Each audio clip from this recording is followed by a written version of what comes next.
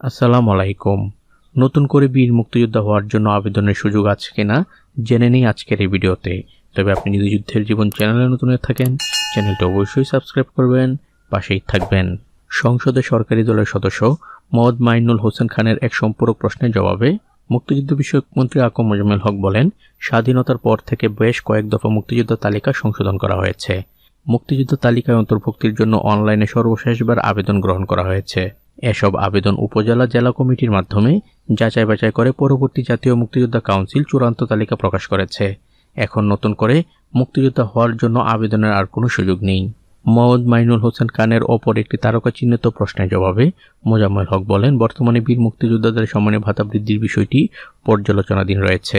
সরকার দলের অপর সদস্য তারানা হালিমের এক সম্পূরক প্রশ্নের জবাবে মন্ত্রী বলেন, জিয়াউর রহমান ওই দেশে সর্বপ্রথম বিচার বহির্ভূত হত্যাকাণ্ডের সূচনা করে।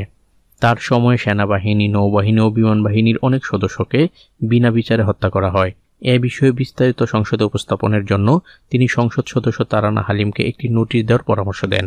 এ সময় মুক্তিযুদ্ধ বিষয়ক মন্ত্রী আকম মোজাম্মেল হক বীর মুক্তিযোদ্ধা এবং উপকারভোগীদের নানান সুযোগ সুবিধার কথা তুলে ধরেন, যার মধ্যে ভাতা বৃদ্ধি সহ বিভিন্ন উৎসব ভাতার কথাও তুলে ধরেন।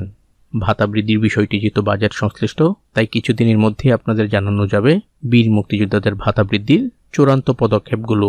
তো আজ এ পর্যন্তই, দেখা হবে অন্য এক নতুন ভিডিওতে। ততক্ষণ পর্যন্ত সবাই ভালো থাকবেন, সুস্থ থাকবেন। আল্লাহ হাফেজ।